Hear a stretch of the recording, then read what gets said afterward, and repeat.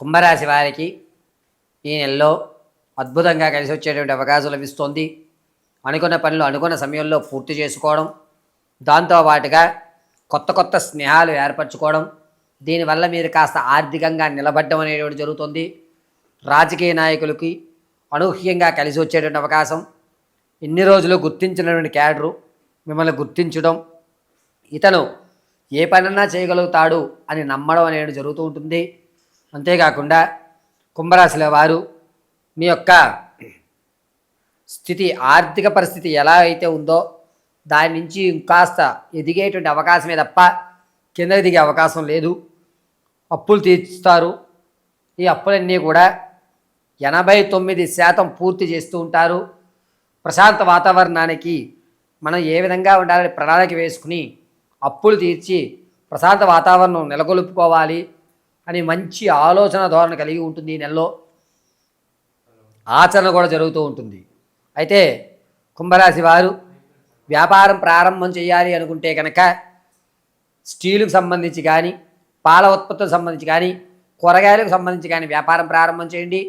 ప్రత్యక్షంగానే చేయండి, అద్భుతంగా కలిసి వస్తుంది. స్టాక్ మార్కెట్లో కానీ, రియల్ ఎస్టేట్లో కానీ పెట్టుబడి పెట్టాలి అనుకుంటే కనుక ఈ నెలలో అంత యోగదాయకంగా లేదు.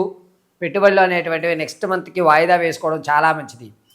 తాత ముత్తాతలు సంభవించేటువంటి ఆస్తి ఏదైతే ఉందో అది ఈ నెలలో సంభవించే అవకాశం ఎక్కడా కనిపించట్లేదు.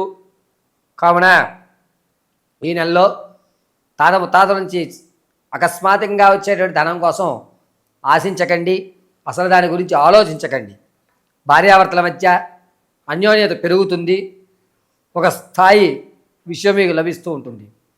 ఆడవారి విషయానికి వస్తే ఎక్కడైతే మీరు అగౌరవపడ్డారో అక్కడ మిమ్మల్ని గౌరవించడం జరుగుతుంది. ఆరోగ్య సమస్య అనేది కొంచెం ఎక్కువ అవుతుంటాయి. ఈ చెస్ట్ భాగానికి సంబంధించి కొన్ని ఇబ్బందులు అనేవి ఎదుర్కొంటూ ఉంటారు.